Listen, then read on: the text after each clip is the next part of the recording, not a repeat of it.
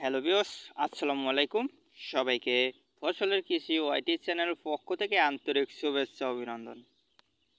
আজকের আলোচনার বিষয় হলো বর্ষাকালে কিভাবে মালচিং দিয়ে করলা চাষ করবেন তা নিয়ে বিস্তারিত আলোচনা। এবং আমরা ছাদ বাগানে এবং টবে আমরা করলা চাষ করে থাকি এর আলোচনা। আমরা প্রথমত আলোচনা করব কিভাবে জমিতে মালচিং দিয়ে করলা চাষ করা হয়। আমাদের প্রথমত বেড হবে, বেড তৈরি করব।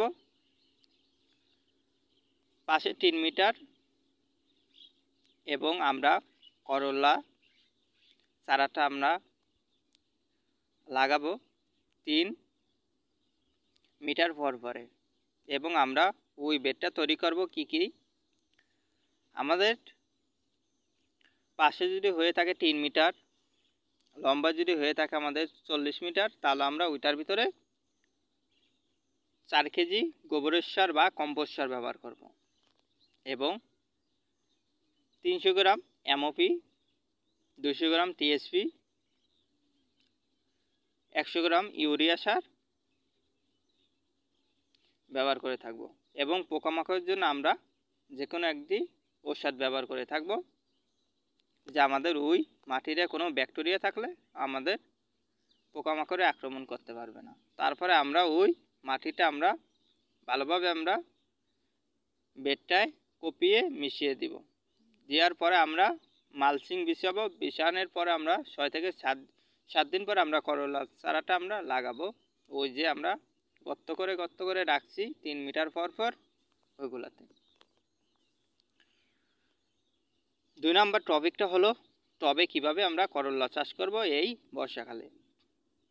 আমরা একটা মিডিয়াম টব নিব, যে আমাদের 10 থেকে 15 কেজি মাটি ওইটা পরিমাণ হয়ে থাকে এবং আমরা 10 থেকে 12 কেজি মাটি ওইটার ভিতরে আমরা ভরাট করব এবং 5 কেজি মাটি আমরা নিব এবং 3 কেজি আমরা গোবরের সার নিব এবং টিএসপি সার নিব আমরা 100 গ্রাম, এমওপি সার নিব 50 গ্রাম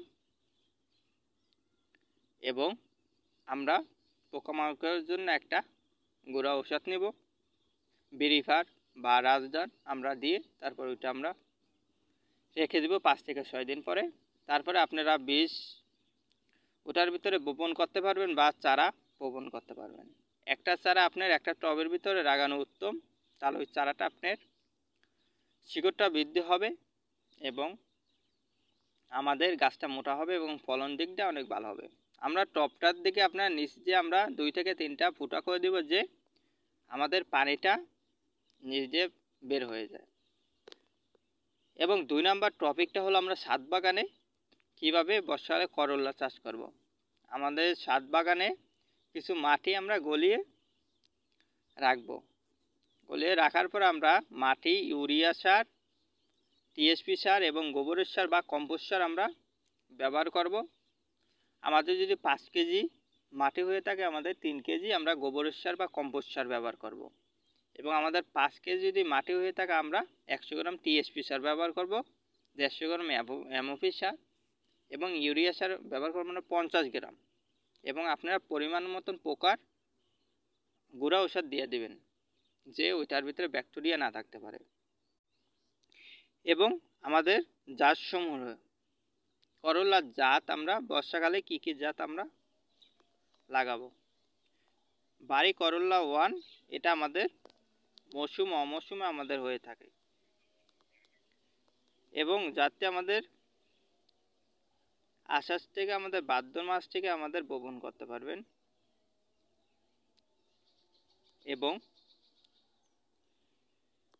উপযুক্ত আমাদের ফেব্রুয়ারি থেকে মে মাসের মধ্যে যে কোনো সময় আমাদের বীজ আমাদের বপন করা যায় এবং জানুয়ারি মাসে আমাদের বীজ বুনে থাকেন এবং কিন্তু এর সময় আমাদের তাপমাত্রা কম থাকার গাছ দ্রুত আমাদের বাড়তে পারে না, ফলে আগাম ফলন আমাদের উৎপাদন তেমন সুবিধা হয় না।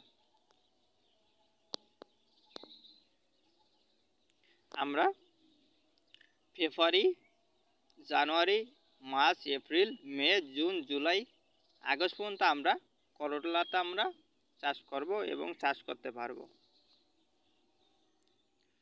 তো ভিউয়ার্স, আজকে এখানেই শেষ।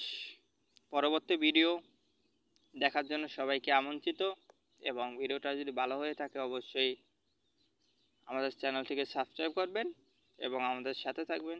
সবাই ভালো থাকবেন, সুস্থ থাকবেন। আল্লাহ হাফেজ। আসসালামু আলাইকুম।